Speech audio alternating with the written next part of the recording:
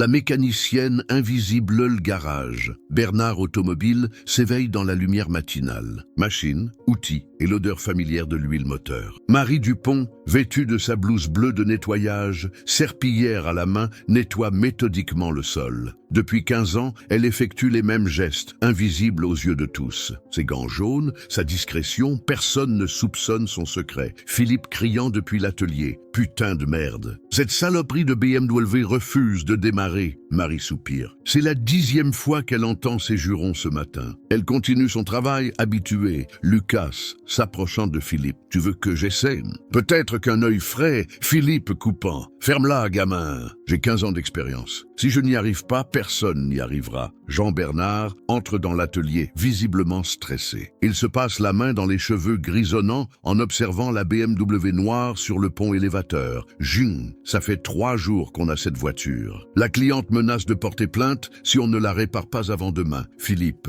chef, on a tout essayé. Le système électronique est complètement foireux. Marie, qui a cessé de nettoyer, observe la scène. Son regard se pose sur la BMW. Elle reconnaît le modèle, le problème. Elle sait. Marie lâchant sa serpillière. Monsieur Bernard, je peux réparer cette voiture. Silence total dans l'atelier. Jean se retourne surpris. Jean, qu'est-ce que vous dites, Marie? Marie plus forte. Je dis que je peux réparer cette BMW. Mais en échange, je veux une augmentation. Philippe éclate de rire, bientôt rejoint par d'autres mécaniciens. Philippe, oh là là, la femme de ménage qui veut jouer au mécanicien maintenant. Lucas moqueur, 15 ans à nettoyer les sols et maintenant elle veut tripoter les moteurs. Les rires résonnent dans tout l'atelier. Marie, sans ses joues s'empourprer mais garde la tête haute. Marie, je ne plaisante pas, monsieur Bernard. Cette dame a dit qu'elle porterait plainte si vous ne réparez pas sa voiture. Tous vos mécaniciens ont échoué. Qu'est-ce que vous risquez? Jean regarde la BMW, puis ses mécaniciens qui ricanent encore, puis Marie. Jean, d'accord, vous avez 5 minutes pour me montrer ce que vous savez. Mais si vous abîmez quoi que ce soit, vous sortez d'ici aujourd'hui même. Marie s'avance vers la voiture d'un pas assuré. Elle retire ses gants jaunes et enfile une paire de gants de mécanicien. Quand elle ouvre le capot, son expression change complètement. Ses yeux parcourent chaque détail du moteur avec la précision d'une experte. Elle touche certains câbles, vérifie des connexions, examine des composants que les autres mécaniciens n'ont même pas remarqués. Marie, cette voiture a un système d'injection électronique très spécifique. C'est un modèle 2020 de la gamme importée. Le problème n'est pas dans le moteur, il est dans la centrale électronique. Les rires commencent à se taire. Philippe et Lucas s'approchent, curieux. Marie, vous avez essayé de resetter le module de contrôle. Philippe, irrité. Bien sûr qu'on a essayé. Tu nous prends pour des amateurs? Marie, mais avez-vous utilisé l'équipement spécifique pour ce modèle ou avez-vous tenté avec le scanner générique? Silence, gêné. Philippe regarde Lucas qui détourne les yeux. Marie continuant. Cette voiture nécessite une procédure spécifique. Il faut débrancher la batterie, attendre exactement 3 minutes, rebrancher puis faire le reset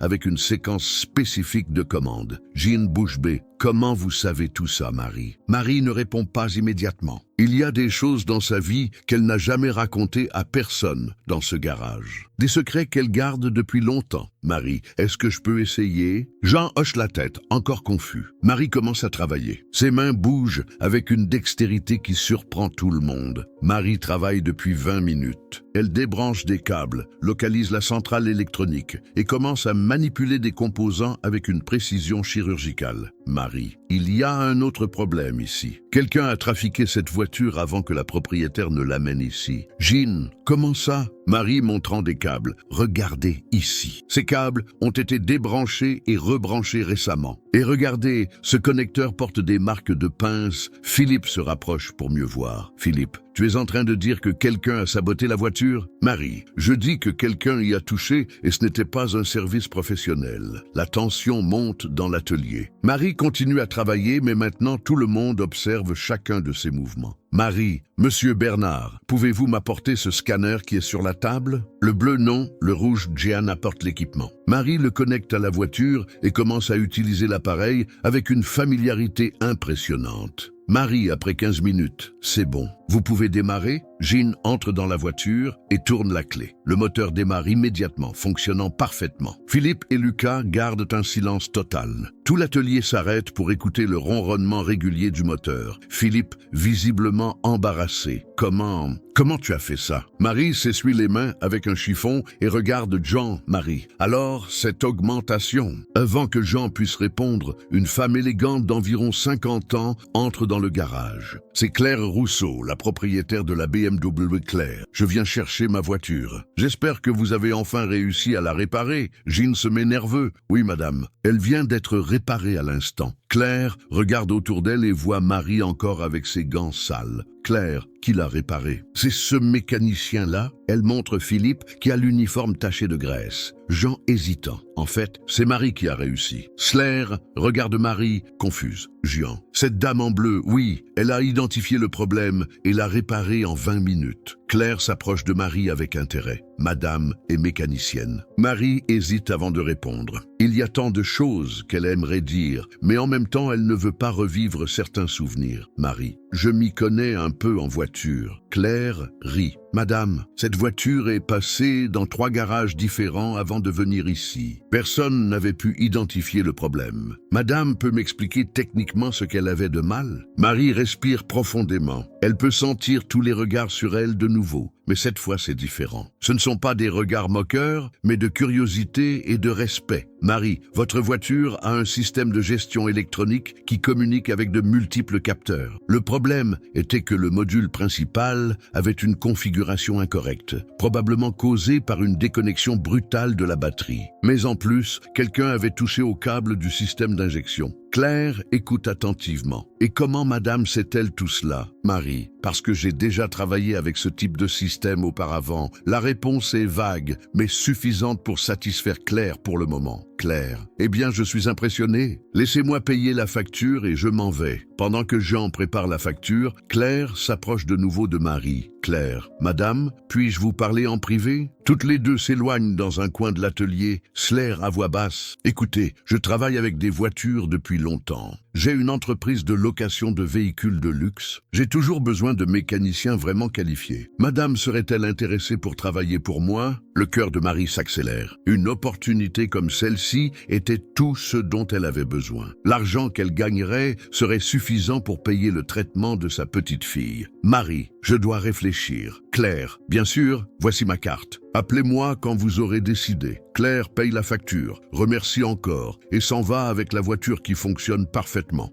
Dès qu'elle sort, Jean appelle Marie. Jean: il faut qu'on parle. Venez ici. Ils vont dans le petit bureau qui sert d'office. Jean ferme la porte et s'assoit derrière le bureau encombré. Jean: Marie, en 15 ans, vous ne m'avez jamais dit que vous vous y connaissiez en mécanique. Pourquoi? Marie s'installe sur la chaise en plastique face au bureau. Parce que ce n'était pas important. Jean: comment ça, pas important? Vous venez de réparer une voiture qui a mis mes meilleurs mécaniciens en échec. C'est très important. Marie regarde ses propres mains. Les ongles sont sales de graisse, comme ils l'ont été tant de fois dans le passé, à une époque différente de sa vie. Marie: Monsieur Bernard, je veux juste l'augmentation que vous m'avez promise. Je ne veux pas causer de problème. Jean: quel problème? Vous avez résolu un énorme problème aujourd'hui. Cette femme allait me faire un procès. Vous m'avez sauvé, Marie. Alors j'aurai l'augmentation? Jean soupire. Marie: j'ai besoin de mieux comprendre cette situation. Philippe et Lucas sont des mécaniciens diplômés avec des années d'expérience. Comment est-ce possible que vous sachiez quelque chose qu'ils ne savaient pas? Marie: chaque personne a ses connaissances. Jean: mais d'où viennent ces connaissances? Vous avez étudié quelque part? Vous avez fait une formation? Marie se lève de la chaise. Monsieur Bernard, j'ai réparé la voiture. La propriétaire de la voiture était satisfaite. Maintenant, je veux juste savoir si j'aurai mon augmentation ou non. Jean: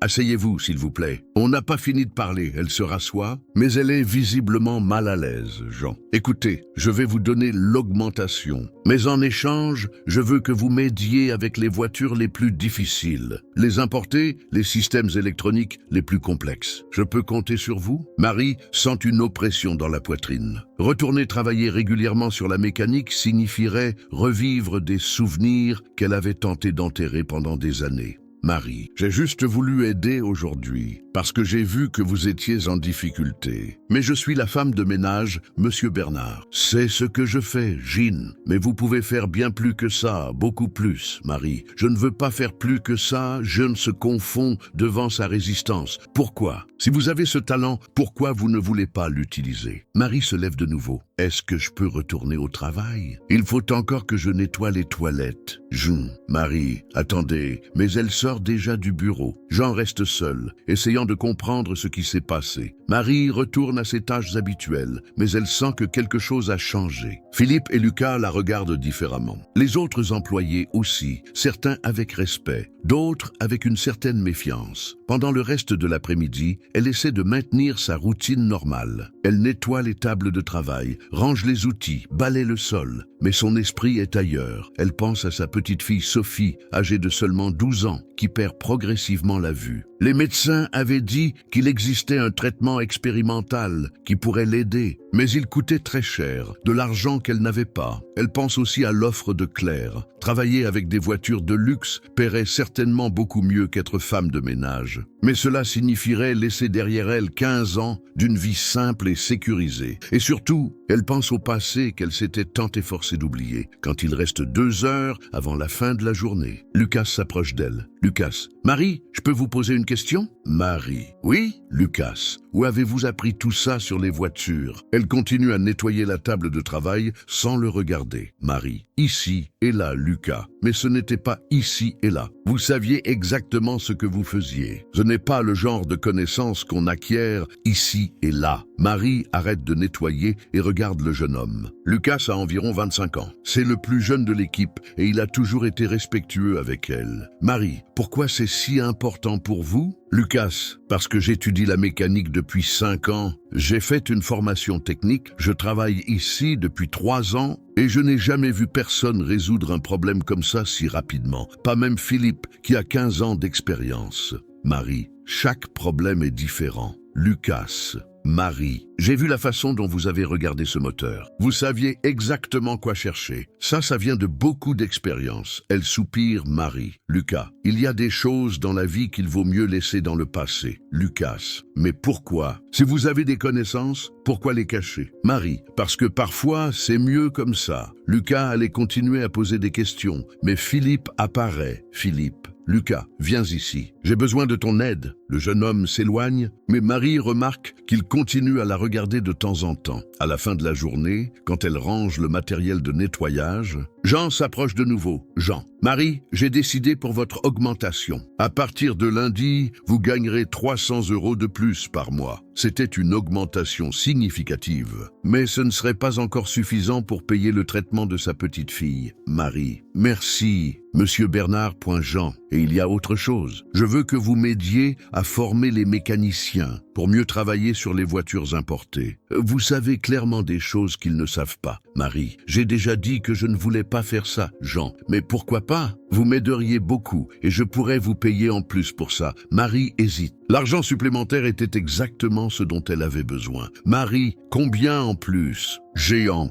200 € de plus par mois. 500 € au total. Ce ne serait toujours pas suffisant, mais ce serait un bon début. Marie, il faut que j'y réfléchisse. Jeune, réfléchissez-y bien. C'est une bonne opportunité pour nous deux. Marie finit de ranger ses affaires et s'en va. Pendant le trajet en bus vers la maison, elle reste à regarder par la fenêtre en pensant à la décision qu'elle devra prendre. Elle vit dans une maison modeste en banlieue où elle s'occupe de sa petite fille depuis que sa fille est morte dans un accident de voiture il y a 3 ans. Sophie est tout ce qu'elle a au monde. Quand elle arrive à la maison, elle trouve la fillette en train d'étudier sur la table de la cuisine. Sophie, bonjour grand-mère. Comment ça s'est passé au travail aujourd'hui? Marie, c'était différent. Elle s'assoit à côté de l'enfant et lui donne un baiser sur le front. Marie, Sophie, tu te souviens que je t'ai dit qu'on devait économiser de l'argent pour ton traitement? Sophie, je me souviens. T'as réussi? Marie, pas encore, mais j'ai peut-être une opportunité. Sophie arrête d'écrire et regarde sa grand-mère. Sophie, quel genre d'opportunité? Marie, mon patron veut me donner une augmentation et une dame que j'ai rencontrée aujourd'hui m'a proposé un autre travail.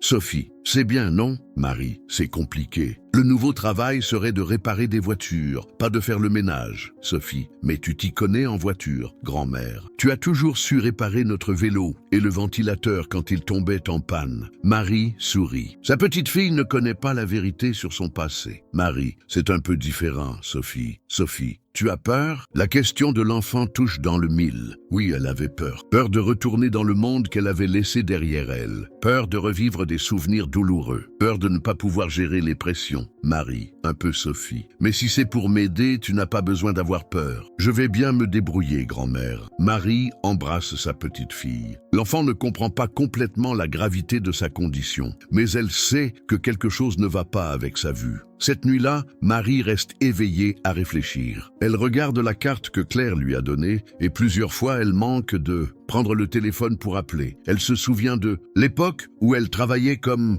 mécanicienne dans une grande concession de voitures importées. Elle était douée dans ce qu'elle faisait, très douée. Mais il était arrivé quelque chose qui l'avait fait tout abandonner et elle n'avait plus jamais voulu y retourner. Elle se souvient de Julien, son collègue de travail. À cette époque, ils avaient découvert un système de corruption dans l'entreprise et quand ils avaient essayé de le dénoncer, Julien avait été licencié et elle avait été menacée. Peu de temps après, Julien avait eu un accident étrange et n'avait plus jamais été le même. Marie avait eu si peur qu'elle avait démissionné et juré de ne plus jamais travailler comme mécanicienne. Elle avait trouvé l'emploi de femme de ménage dans le garage de Jean et pendant 15 ans, elle avait vécu une vie simple et sécurisée. Mais maintenant, avec le besoin de payer le traitement de sa petite fille, peut-être était-il temps d'affronter ses peurs. Le lundi, elle arrive au garage, décidée à parler à Jean, d'accepter le travail supplémentaire. Mais quand elle entre, elle remarque qu'il y a quelque chose de différent dans l'atmosphère. Philippe et Lucas discutent à voix basse près de la voiture qu'elle avait réparée vendredi. Jean semble nerveux, marchant de long en large. Marie. Bonjour, Jean. Marie. Heureusement que vous arrivez. On a un problème, Marie. Quel genre de problème? Gian. La voiture que vous avez réparée vendredi. La propriétaire a appelé hier soir pour dire qu'elle était retombée en panne. Le cœur de Marie s'accélère. Marie, comment ça, retomber en panne? Jean, les mêmes symptômes qu'avant. Elle l'amène ici maintenant et elle est très en colère. Elle a dit qu'elle porterait quand même plainte.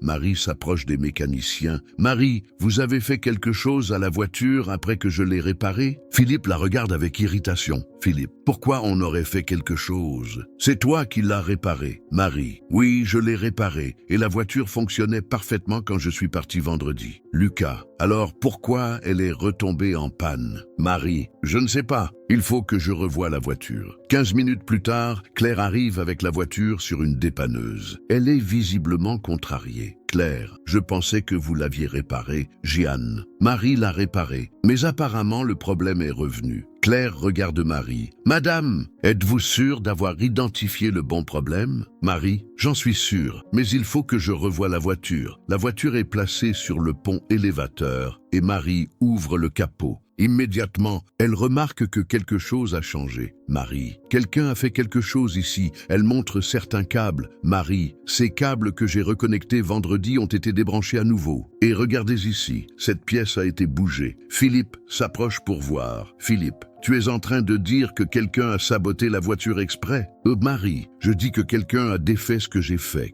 Claire s'alarme. Claire, qui ferait une chose pareille? Marie regarde autour de l'atelier. Tous les employés sont présents, mais quelque chose dans le comportement de Philippe la dérange. Marie, je peux la réparer à nouveau, mais cette fois je le ferai de façon qu'il soit plus difficile de débrancher. Elle commence à travailler, mais reste attentive à ce qui se passe autour d'elle. Elle remarque que Philippe est plus nerveux que d'habitude. Après une demi-heure, la voiture fonctionne à nouveau. Marie, c'est bon, mais cette fois, je vous suggère de la faire essayer, et s'il y a un problème, ramenez-la immédiatement. Claire, c'est ce que je ferai. Et madame, mon offre d'emploi tient toujours. Elle redonne sa carte à Marie. Quand Claire s'en va, Jean appelle tout le monde à une réunion. Jean, les gars, ce qui s'est passé est très grave. Si quelqu'un sabote les voitures ici, j'ai besoin de le savoir. Tous nient toute implication. Marie, Monsieur Bernard, je suis absolument sûr que quelqu'un a fait quelque chose à la voiture, Jean, et qui aurait eu accès à la voiture pendant le week-end. Philippe répond rapidement. Seulement qui a les clés de l'atelier? Jean. Et qui a les clés? Philippe. Vous, moi et Lucas. Lucas s'indigne. Lucas, tu insinues que j'ai saboté la voiture? Philippe, je ne fais qu'énoncer les faits. Lucas, je ne ferai jamais ça à une voiture. Ça n'a aucun sens. Marie observe la discussion en silence. Il y a quelque chose dans la manière d'être de Philippe qui l'a fait se méfier, mais elle ne peut accuser personne sans preuve. Jean, on va laisser ça comme ça pour